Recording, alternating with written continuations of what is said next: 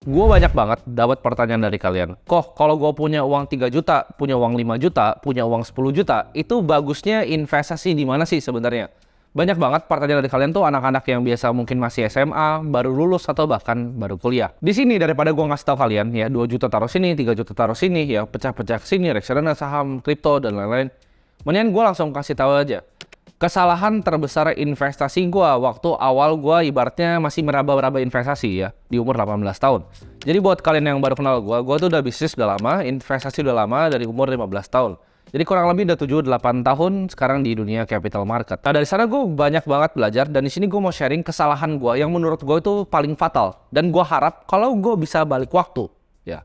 Andai gue udah tahu hal-hal ini di usia 18 tahun. Jadi buat kalian yang baru lulus SMA, baru masuk kuliah, ini menurut gue video yang kalian harus tonton. Menurut gue lebih gampang untuk kalian belajar kalau gue ngasih tahu kesalahan gue. Supaya kalian bisa belajar dari kesalahan gue, kalian skip stepnya buat gak usah ngelakuin kesalahan yang sama. Kesalahan paling fatal yang gue rasa gue lakuin waktu umur 18 adalah jadi orang yang super duper pelit. Ya, maksudnya apa? Gue waktu itu nggak ngerti apa-apa tentang uang. Gue nggak tahu uang itu benar-benar di-print dari angin. Gue nggak ngerti siapa yang ngontrol uang itu kayak gimana sih cara kerjanya. Karena gue diajarin dari dulu bahwa uang itu susah didapat, ya. Dan awal-awal gue kerja, awal-awal gue mulai usaha, gue kerja macam-macam. Dari jadi agen properti pernah, jadi wedding organizer pernah, macam-macam semua udah gue pernah ngerjain untuk dapat duit. Dan gue ngerasa waktu itu dapat duit itu sangat amat susah, ya. Jadi gue pernah punya agensi juga, udah punya usaha, punya banyak beberapa karyawan, ya, baru lulus SMA. Gue udah ngerasain banyak hal, ngimpor barang dari China, ya, gue coba ngimpor minyak rambut, gue coba ngimpor barang-barang aneh seperti sedotan, ya. Jadi cari market yang laku di Cina, gue coba replikain di Indonesia. Macam-macam udah gue lakuin. Tapi alhasil dari semua gue dapat uang itu, gue jadi orang yang sangat pelit. Jadi gue banyak baca buku ya. Gue mungkin pernah cerita sama kalian buku-buku finansial seperti The Richest Man in Babylon. Gue juga pernah baca The Millionaire Next Door ya kan. Gue juga baca Simple Path to Wealth. Jadi diajarin di situ untuk jadi orang yang frugal gitu. Kita harus menghemat, dan menghemat. Nah ini mindset yang ditanamin gue karena gue mau cari uang sebanyak-banyaknya dan gue hemat sebanyak-banyaknya untuk gue bisa berinvestasi. Tapi gue akan kasih tahu kenapa ini adalah mindset yang justru salah. Dulu gue mikirnya ya, konsep yang selalu diajarkan adalah invest di misalnya index fund ya. Kalian mau financial advisor di Indo, mau financial advisor di luar negeri, pasti sarannya sama. Kita berinvestasi dengan saham yang fundamental baik, kita berinvestasi di reksadana indeks atau index fund kalau di Amerika, biasa disuruh belinya S&P 500. Itu dibilang kalau kalian nabung kayak gitu rutin ya, kita nggak pergi beli kopi Starbucks, kita bikin kopi sendiri ya. Kita bikin kopi sendiri cuma 4.000 modalnya, kalau ke Starbucks itu 40.000. Mungkin nanti di umur 40, 50, 60 tahun kita akan menjadi kaya yang mungkin punya uang 10-11 M lah. Itu adalah konsep yang tertanam di otak gue ya. Gue mau jadi kaya, gue mau punya dana pensiun ya 4% rule 25 kali dari pengeluaran tahunan pada nanti gue umur 65 tahun begitu. Jadi gue bisa pensiun dengan nyaman. Jadi gue ekstra pelit tuh. Gue umur 18, 19 bahkan sampai umur 20 tahun. Gue itu ekstra pelit. Jadi gue mau belanja apa tuh mikir dulu ya. Sampai sekarang tuh masih kadang ke bawah gitu. Gue nggak mau beli sepatu yang terlalu mahal segala macam. Itu masih ke bawah di beberapa barang gitu. Menurut gue sampai sekarang MacBook tuh adalah barang yang super duper mahal gitu. iPhone adalah barang yang super mahal. Karena dulu ya, waktu gue mampu beli MacBook, gue beli iPhone terbaru. Yang gue lakukan adalah gue waktu itu beli Samsung yang cuman mungkin rendah banget harganya, mungkin 2 juta atau bahkan 1,5 jutaan. Di saat gue tuh udah bener-bener mampu untuk beli iPhone yang mahal. Gue extra pelit karena gue pikir uang tadi ya, yang gue nggak beliin iPhone, itu dengan gue beli Samsung bisa gue investasiin. Tapi itu adalah keliru sebenarnya. Kalau waktu itu andaikan gue beli iPhone aja, produktivitas gue meningkat ya, gue lebih gampang kerja, bisa airdrop langsung ke MacBook gue segala macem, gue mungkin bisa dapetin lebih banyak duit. Tapi gue hemat untuk hal-hal yang gak berguna untuk sekadar investasi dengan uang yang kecil. Kalian coba pikir, ngehemat untuk gak beli kopi Starbucks. Menurut gue itu adalah hal sangat bodoh yang dulu gue percaya. Gue gak mau tuh dulu beli makan-makan fancy dining. Dulu kalau gue fancy dining ya, misalnya gue makan di restoran gitu, gue gak pernah pesan appetizer, gue selalu pesennya itu es teh tawar. Karena es teh tawar tuh lebih murah biasa dibanding bahkan aqua. Ya, jadi gue pesennya selalu es teh tawar. Gue gak pernah pesan appetizer, gak pernah pesan dessert. Kalau makan sama cewek, gue pasti pesan yang paling murah biar ceweknya bisa makan yang lebih mahal. Ya, jadi itu hal-hal yang gue lakuin ekstra pelit. Kalau dipikirkan mungkin kalian banyak diajarin kayak gitu. Jadi kita ekstra pelit sama semua orang, ya bahkan sama keluarga. Ya, jangan bagi-bagi.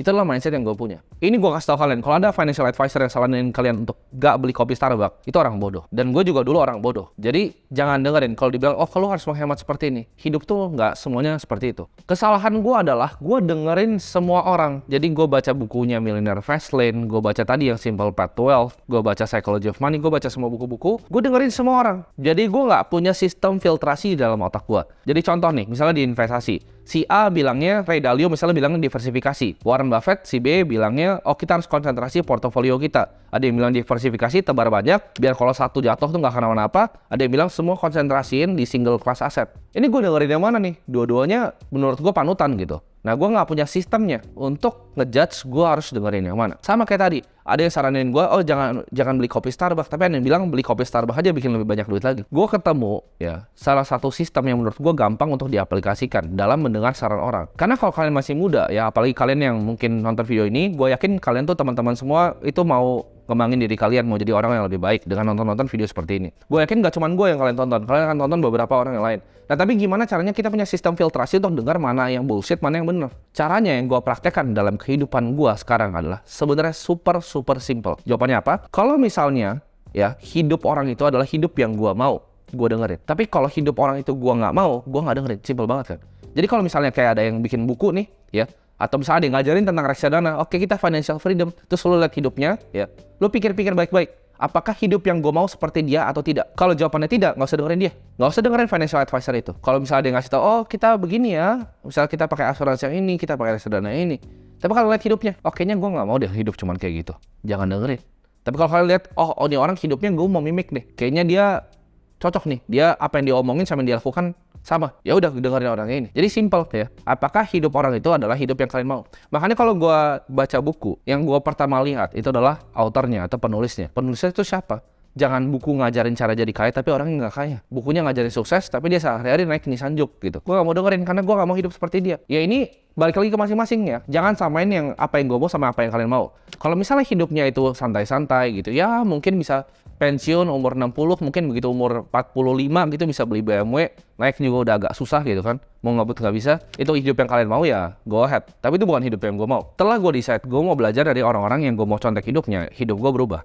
Jadi gue ngefilternya gampang, oh ini kayak gini, apakah gue mau jadi ya? Enggak, gue nggak dari. Gue nggak mau jadi orang yang umur 50 tahun itu baru bisa beli sport car gitu. Nggak ada serunya lagi hidupnya. Menurut gua ya, dan values hidup gua adalah hidup itu singkat. Kalau kalian pernah lihat ya, kita hidup tuh berapa lama, itu dibagi dalam mingguan dan dikotak-kotakin. Hidup tuh super singkat. Kalian bahkan nggak figure out, rasanya kemarin baru tahun baru, sekarang udah mau dekat-dekat akhir dari kuartal 1 gitu. Begitu kalian nonton video ini. Hidup tuh super amat cepat. Dan gua rasa kita cuman only get one spin at life gitu. Masa sih kalian mau naik sport car umur 50 tahun? Masa sih ada satu profesor yang doktrin, oh anak muda itu nggak bisa kaya. Kalian tahu dari mana anak muda itu nggak ada yang kaya? Apakah kalian yakin anak muda gak ada yang kaya? Kalian cobalah ke Bali, cobalah kalian ke Dubai.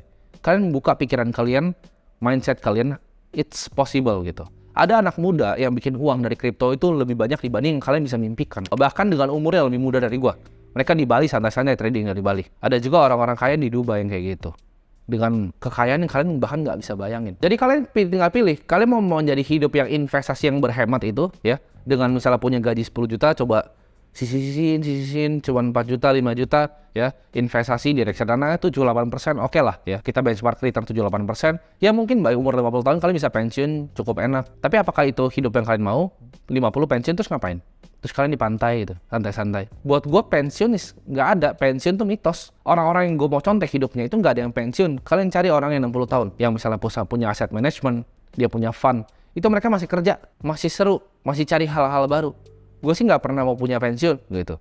Jadi konsep pensiun sendiri tuh nggak pernah register di otak gue, karena gue nggak mau kayak gitu. Kalian cobain aja santai-santai di Bali 3 hari.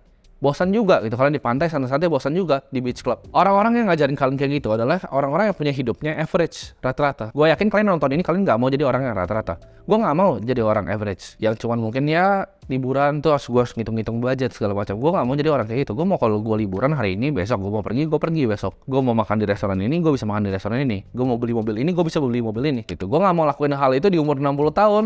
Udah susah jalannya nanti. Kalian coba gini, kalian pernah dengar saying kan? Lakuin apa yang mereka lakukan, bukan apa yang mereka omongin. Contoh, Warren Buffett bilang dia invest di indeks S&P 500 ya kan. Cuman apa yang dilakukan sama dia? Stock picking kan sebenarnya. Dia pilih saham. 41% dari portfolionya sekarang udah turun 39% tuh Apple. Dia tetap pilih individual stocks. Dia nggak beli the whole index. Kalian cari satu orang kaya ya yang lahir dari beli indeks. Jawabannya nggak ada. Mereka antara punya single concentrated asset ya di satu aset kelas, antara mereka punya perusahaan yang perusahaannya TBK, sahamnya diperdagangkan secara publik, jadi net worth-nya kehitung, Nggak ada orang kaya yang kaya dari nabung reksadana indeks. Ada orang kaya dari nabung saham perbankan, nggak ada. Di sini yang gue belajar paling penting adalah investasi di skill yang bisa ngasilin kita uang buat bisa investasi lebih besar. Jadi jangan pas masih income-nya kecil nih, kita hajar semua berhemat kayak mampus, investasi itu nggak bakal bisa kaya. Yang kita bisa bikin kita kaya adalah tingkatin skillnya naik. Gue waktu itu pas punya income 10-20 juta, ya gue coba berhemat kayak orang gila. Gue berhemat mati-matian. Oh nggak boleh beli ini, nggak boleh beli itu, nggak boleh beli ini. Alhasil gue cuma bisa invest 10 juta. Biaya hidup gue 10 juta untuk kasih orang tua segala macam. Sisa 10 juta. Dari 10 juta lu mau jadi kaya gimana? Lu mau invest nih 7%. Ya mungkin bener bisa kaya 50 tahun, tapi mau kaya gimana? Begitu gue udah tahu ya, investasi terbaik itu adalah leher ke atas. Yang gue lakukan apa? Gue switching. Gue nggak investasi di aset kelas. Waktu gue cuma punya income 20 juta. Yang gue lakukan apa? 10 juta tadi yang gue tadi taruh di saham blue chip. Ya, gue tarik semua dari sekuritas gue bayarin orang makan. Itu yang gue lakuin. Jadi gue cari orang ya yang menurut gue lebih hebat dari gue mau belajar dari dia, gue coba reach out, gue coba traktir untuk makan siang atau makan malam. Jadi gue budgeting 10 juta itu semuanya gue bakar buat bayar orang makan. Itu gue pakai untuk ngelobi orang ya, yang akhirnya jadi network gue sekarang. Itu yang gue lakukan, gue ajak orang untuk makan siang ya, gue belajar dari buku, gue ikut banyak banget workshop online. Itu yang gue lakukan. Jadi gue tingkatin gimana caranya dari 20 juta bisa naik ke 50 juta. Karena kalau misalnya kita investasinya cuma tadi 10 juta, itu lama tuh. Lu 6 bulan aja 60 juta plus bunganya berapa doang. Tapi sedangkan kalau lu tingkatin keluarin 10 juta untuk lu bisa increase dari 20 juta jadi 50 juta ya. Sekarang kalau biaya hidupnya sama 10 juta, lu investasi 40 juta sebulan. Itu jauh lebih cepat untuk grow portofolio lu dibanding lu cari ya investasi terus nggak jadi kemana-mana. Ini gue kasih contoh, kayak gue akan contohin pakai beberapa skill ya, jadi biar kalian ada gambaran. Contohnya kalian misalnya seorang programmer bisa ngeprogram website ya, kalian bisa basic JavaScript ya, kalian bisa misalnya HTML lah. Yang kalian bisa lakukan apa? Coba kalian cari. Sekarang in demand tuh paling banyak apa? Blockchain developer. Kenapa? Karena nggak banyak yang bisa programming di Web3 ya, di blockchain. Nggak banyak yang bisa program di Solidity, di Ethereum. Itu skillnya langka ya. Nggak banyak yang bisa coding di dalam Cardano. Kalau kalian bisa punya skill itu akan dibayar sangat amat mahal ya. Kalian coba cari sekarang gaji blockchain developer, kalian bandingin sama gaji IT developer biasa. Itu bisa 3 kali, 4 kali, 5 kali lipat gajinya. Jauh banget. Jadi daripada kalian misalnya seorang IT developer gaji misalnya 20 sampai 30 juta, daripada kalian cuma pakai uangnya untuk invest di reksadana obligasi 7%, yang kalian lakukan ada kalian ambil semua ya. Kalian cari course ya. Misalnya Harvard online course atau apapun, tingkatin skill kalian ya. Begitu skillnya udah dapat ya, udah dapat ilmunya, kalian jual ilmu kalian, itu gaji kalian 100 juta. Sekarang nabungnya bisa 80 juta sebulan untuk investasi. Dan apa yang gue lakukan kalau gue kayak gitu, kalau gue punya ilmu yang sekarang 80 juta tadi gue bakar lagi untuk belajar lagi. Sampai income gue tuh gede banget. Kalau bisa 1 M sebulan income gue. Ya, gimana pun caranya tingkatin skillnya. Karena semua itu cuman kalian kurang skill. Kalian nggak bisa dapetin 100 juta sebulan, itu bukannya susah dapatnya. Tapi kalian nggak punya skillnya. Nanti gue akan jelaskan skill stack-nya di belakang. Kalau ditanya sama orang, apakah anak muda bisa kaya? Jawabannya bisa. Cuman kalian tahu caranya atau enggak. Ya, jadi kalau misalnya ada profesor yang ngomong anak muda nggak bisa kaya, kalian bisa kayanya umur 30, 40, itu terserah dia aja ya. Dia tua, dia kaya, terserah. Kalau gua, ini mungkin sedikit kontroversial ya, dan mungkin banyak yang nggak senang sama gua ngomong kayak gini. Tapi menurut gua, 1 miliar yang gua punya waktu itu di umur gua 20 tahun, 3 tahun lalu, itu lebih banyak dibanding kalian punya 15 M tapi umur 40. Bingung gak kalian? Kenapa? Karena 1 M kalian umur 20 itu beda. Kalian bisa jalan-jalan sama teman-teman. Kalian bisa have fun-nya beda dengan orang yang umur 40 tahun, udah punya anak, udah punya keluarga. Percayalah, kalian akan merasa lebih kaya punya 1 M di usia yang muda. Dan hal itu bisa dan udah gue capai. Di usia muda, gue misalnya mau jalan-jalan kemanapun, gue bisa gitu. Gue mau ke Bali, mau santai-santai. Kalau Bali macet bisa naik helikopter, ya kan? Karena itu masih muda, masih enak gitu. Kalian mau enjoy kayak gitu pas tua, ya. Jawabannya gimana? Dengan invest di skill dan stacking skill kalian. Jadi, mindset bahwa anak muda nggak bisa kaya itu butuh waktu yang lama. Ya memang butuh proses, nggak bisa langsung sebulan lu jadi kaya kerja keras ya. Mungkin butuh 2 tahun, 3 tahun, 4 tahun. Gue 8 tahun buat sampai posisi sekarang. Karena gue kebetulan hoki mulainya lebih dulu. Tapi buat kalian yang baru mulainya sekarang, ya mungkin butuh 3 tahun, 5 tahun. Tapi itu bisa, hal itu bisa kalian lakukan. Kalau kalian fokus uangnya daripada pakai untuk investasi di aset, kalian buang ke investasi di skill. Jadi doktrin di mana anak muda nggak bisa kaya, itu gue akan kasih tahu di video ini, itu bullshit ya. Itu dikasih tahu sama boomer-boomer yang iri. Ya, jawabannya bisa. Karena gue udah lihat dengan mata kepala gue sendiri. Anak-anak umur 20, 21 tahun yang punya uang itu, wah itu ratusan miliar. Ya, gue udah lihat orang-orang itu di Bali, santai-santai ya, anak-anak kripto ya. Tapi itu dari berbagai negara ya, dari Dubai, ada dari Singapura, ada dari Rusia juga. Ada juga yang bahkan dari Indonesia loh. Jangan salah, ada juga dari Indonesia. Dia udah beli Bitcoin dari lama, dari tahun 2014, 2015. Dan sekarang santai-santai di Bali. ketemu dengan orang-orang super kaya, menurut gue itu akan rubah mindset kalian bahwa oh ini tuh bisa. Kita sama-sama makan nasi, ya. Kita sama-sama tidur, sama-sama bangun, sama-sama manusia. Kalau gue bisa, gue yakin kalian juga bisa. Coba di switching mindsetnya. Daripada kita berhemat nih, nggak mau misalnya keluarin 50.000 untuk kopi di Starbucks. 50.000 kopi di Starbucks itu nggak akan jadi apa-apa anyway. Daripada keluarin 50.000, coba kalian double malah. Keluarnya buat kopi 100.000, ya. Tapi yang kalian lakuin, kalian jangan ke Starbucks. Kalian coba, ya. Kalian coba datang ke hotel-hotel bintang 5 di Jakarta. Kalian coba datang ke lobby-lobby hotelnya, kalian ngopi di sana 80.000 mungkin 100.000. Tapi dengan ngopi di sana, kalian coba kerja di sana sambil ngopi. Karena kalian lihat orang-orang kaya, ya, surrounding kalian. Ini yang gue suka lakuin zaman dulu. Waktu gue nggak punya uang, gue suka aja datang ke lobby-lobby hotel. Atau kalian cari lounge-lounge yang mahal, pesan kopi aja 80.000. Ya, cuma naik 30.000 dari Starbucks. Tapi yang kalian dapetin adalah experience untuk melihat gimana caranya orang kaya itu bekerja. Gimana caranya mereka berinteraksi. Kalian ambil itu energinya, ya itu yang kalian harus lakukan. Jadi punya otak di kalian bahwa oh it's possible. Kalian coba datang ke hotel bintang 5 di SCBD. Kalian lihat parkirannya isinya apa. Kalian lihat valetnya isi Ferrari dan Lamborghini. Ya itu akan mikir oh it's possible untuk bikin uang kayak gitu. Karena ini gue cerita waktu gue masih kecil ya, gue lihat orang naik Porsche ya kan. Waktu itu gue masih naik Kijang yang tua banget. Gue lihat orang naik Porsche dan gue pikir-pikir gaji UMR tuh berapa sih? Oh gaji UMR tuh waktu itu mungkin 2,5 juta atau 2 juta. Sedangkan mobil tuh harganya berapa miliar, gue nggak tahu. Gue mikir-mikir, kalau orang yang gaji UMR, ya, itu nabung setiap bulan tanpa pengeluaran. Jadi dapat 2 juta, nggak pernah ada pengeluaran, nggak pernah makan, nggak pernah minum, nggak pernah beli baju, nggak pernah ngapa-ngapain ya, nggak pernah bayar istrinya, nggak pernah bayar cicilan. Itu dia sampai mati. Itu cuma bisa beli ban mobilnya. Masuk akal nggak? Nggak masuk akal. Berarti cara dia main gamenya berbeda dengan orang yang gaji UMR. Nah, game yang berbeda ini apa? Ya skillnya berbeda. Skill gapnya jauh. Value yang di-create sama orang yang punya mobil ini jauh dibanding orang yang kerja dengan UMR. Mau ngomong kasarnya begitu, ya memang dunia ini tidak adil. Di situ pas gue ngeliat itu mobil itu, gue pikir something wrong with the system. Kita lihat inflasi universitas itu 15% tahun ke tahun. Jadi kalau kalian nggak bisa bikin uang banyak sekarang, nanti bahkan anak kalian nggak akan bisa sekolah. Sekarang aja udah ketahuan, millennials itu udah nggak bisa beli rumah. Ya apalagi kita mau bilang yang generasi baru, anak-anak TikTok, itu mau beli rumah gimana caranya? Ya mahal banget rumah. Gaji UMR cuma berapa, UMR nggak pernah naik, wage nggak pernah naik, sedangkan inflasi pendidikan 15%. Kalian lihat sekarang mau masuk biaya sekolah aja udah panik kalian, udah takut, ya kan? Tuh ngaku video gue di belakang. Kenapa? Karena memang itu terjadi. Itu terjadi secara real, 15%. Universitas lu mau BINUS, UPH, Prasmul, lu mau semuanya. 15% tahun ke tahun. Gue udah pernah hitung soalnya. Jadi cost of capital of living itu tinggi banget. Kalian harus bikin uang sekarang, harus jadi kaya sekarang, nggak bisa nanti. Ya karena 4% rule udah bullshit ya. Itu udah nggak berguna. Inflasi nggak segitu lagi. Inflasi nggak 2-3%. Ya kemarin dia turun cuma berapa? Itu semua udah buyar. Kita bermain ya di game yang menurut gue itu sebetulnya nggak fair. Makanya orang-orang yang punya kepentingan nggak mau orang-orang kayak kalian nonton video-video kayak gini. Yang gue ngomongin pasti mereka nggak seneng. Mereka kan doktrin, oh anak muda nggak bisa kaya, ya kita nabung aja sini, nabung. Kita nabung di surat utang negara, santai-santai, ya kan, kaya nanti. Itu yang mereka mau, ya mereka mau bikin generasinya jadi budak gitu. Karena itu orang-orang yang punya kepentingan. Jadi kaya, itu sesimpel, kalian create value, ya kalian cari problem di suatu market, ya kalian cari solusi untuk memecahkannya lebih baik dibanding orang lain. Itu adalah jiwa seorang entrepreneur. Itu yang dilakukan pengusaha. Tujuannya adalah, namanya pengusaha kan, kita berusaha.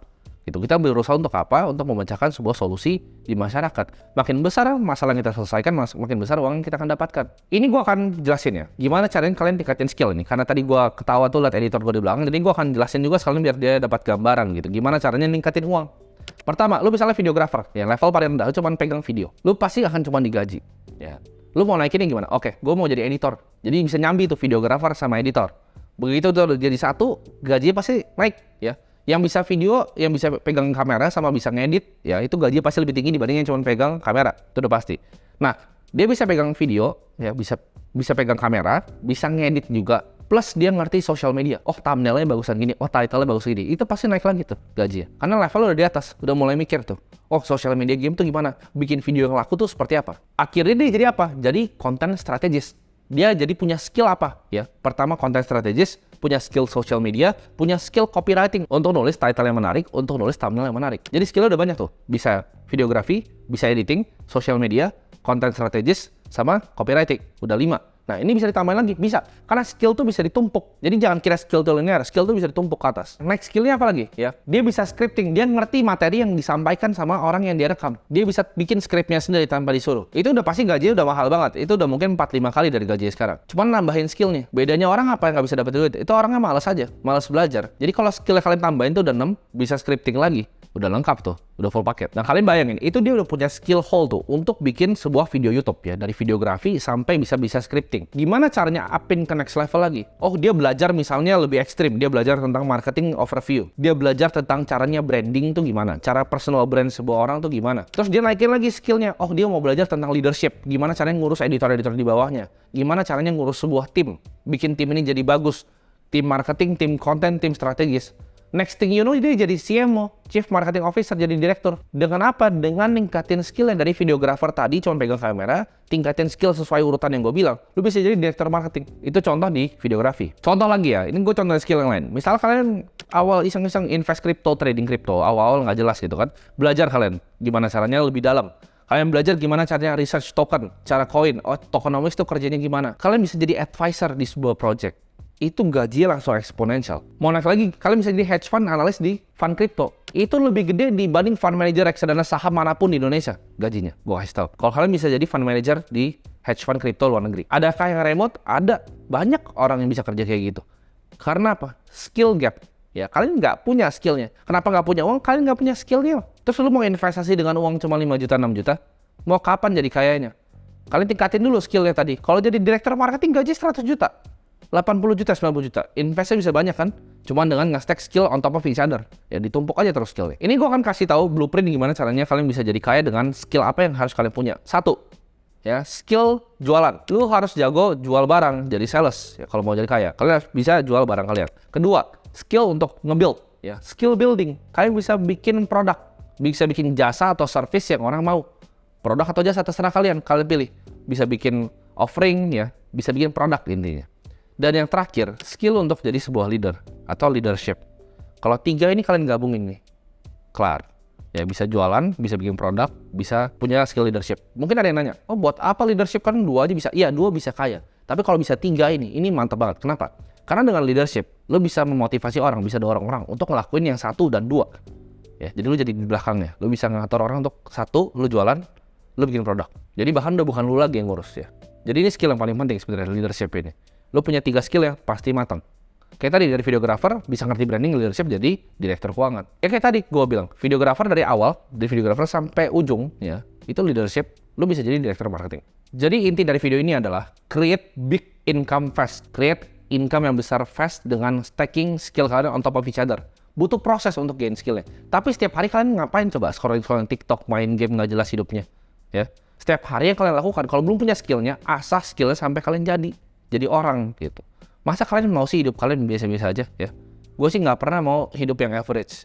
Jadi setiap hari sampai sekarang gue harness terus skillnya. Mau itu skill leadership gue, skill self jualan gue, skill gue ngembangin produk, itu gue harness terus. Gue cari terus informasi dan filter informasinya dari apakah hidup yang dia punya adalah hidup yang gue mau. Gue nggak mau udah tua baru bisa mau beli mobil yang gue mau. Gue nggak mau. Gue mau santai-santai, bisa naik Porsche, bisa naik Mustang, ya. Gue bisa beli jam Patek, hidup gue happy. Gue gak mau jadi orang biasa. Gue mau makan di restoran yang gue mau travel keliling dunia itu di saat hidup gue masih muda. Gue gak mau pas udah tua, udah capek, mau jalan susah, ntar, ya. Menurut gue ya, kenapa harus kaya lama sih? Kalau ada cara yang cepet, ya kan? Gue gak mau jadi MJ DeMarco yang tulis itu Millionaire Fastlane, gak mau gue. Duitnya gak banyak-banyak amat kok, gue gak mau dengerin, gitu. Gue gak mau Simple Path to Wealth, gitu. Gue gak mau jadi Your Millionaire Next Door, ya. Gue gak mau jadi orang yang 50 tahun ya kan gak ada yang tahu punya uang 1 juta dolar. Kalian coba pikir emang 1 juta dolar uang yang banyak 15 M. Itu mungkin 7 M, 8 M itu stuck di satu rumah ya, properti. Mungkin dia punya mobil yang 500 juta BMW. Itu buat hidupin lifestyle gue sekarangnya gak cukup gitu. Jadi apakah itu uang yang banyak? Gak juga. Gue gak mau jadi Your Millionaire Next Door. Cuma umur 60 tahun dan cuma punya 1 juta dolar. Ya, aim gue lebih kenapa? Karena gue mau ujungnya kumpulin uang sebanyak-banyaknya untuk berbagi. Ya, jadi doain semua. Target gue mungkin dalam 1 atau 2 tahun ke depan, gue mau bangun sekolah, ya, sekolah beneran. Daerah gue belum tentuin, ya. Mungkin ada beberapa kelas untuk di daerah-daerah yang kurang beruntung. Jadi tujuannya gue pengen bikin duit adalah dengan pengen gue bagiin semua. Gue pengen bagiin semuanya di saat gue mati. Gue yakin anak-anak gue nggak akan dapat satu peser pun harta gue. Jadi semuanya bakal gue bagiin untuk beberapa causes yang gue pengen.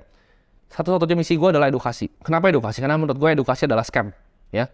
Universitas mahal banget, per semester berapa puluh juta segala macam, belajar apa? Nggak ada, ya. Nggak belajar apa-apa. Jadi gue mau bikin universitas gue sendiri, ya. Jadi gue mau kan mulai dari pelan-pelan, ya. Gue coba dari sekolah dasar. Tapi gue mau karena gue yang bikin nanti sekolahnya, gue akan ngomong bahwa itu kurikulum gue. Gue akan pilih yang penting-penting, yang matematika, fisika, dan lain-lain. Gue akan tambahin nanti kayak blockchain, segala macam, development di komputer, segala macam. Jadi, sekolahnya bakal lebih lengkap untuk daerah-daerah yang kurang beruntung. Jadi, pecahin mindset kalian kalau anak muda itu nggak bisa kaya. Kita sama-sama makan nasi kok, ya. Gue nggak spesial-spesial amat. Gue cuman kerja lebih keras dibanding orang biasa, dan gue punya willingness untuk belajar, ya. Karena rata-rata orang Indonesia, itu kenapa orang Indonesia banyak nggak bisa kaya? Bukan karena mereka kurang pintar kok, menurut gue. Orang Indonesia itu pintar-pintar, bukan karena kurang pintar. Tapi karena apa? Karena males sama arogan, ngerasa pintar loh, ngerasa udah tahu semuanya. Dikasih tahu ini ntar bakal ada yang komen so pintar kayak gini. Kalau ada orang yang lebih kaya dari lu ngasih tahu lu sesuatu, itu diam dan dengerin aja. Itu yang gue pelajarin. Jadi kalau gue punya mentor nih, dia triliuner, dia ngomong A, B, C, gue dengerin A, B, C. Gue nggak pusing-pusing. Oh, kayaknya begini. Enggak, lu lebih bego dari dia, percayalah. Kalau orang punya duit lebih banyak dari lu, ya biasa dia lebih pintar dalam misalnya bisnis gitu. Dengerin dia soal bisnis. Sama, dia jago main piano, lu dengerin dia kalau misalnya ngajarin main piano, ya. Intinya, break mindset kalian bahwa itu bisa. Ya. Nggak perlu kaya pas tua. Bye-bye semuanya.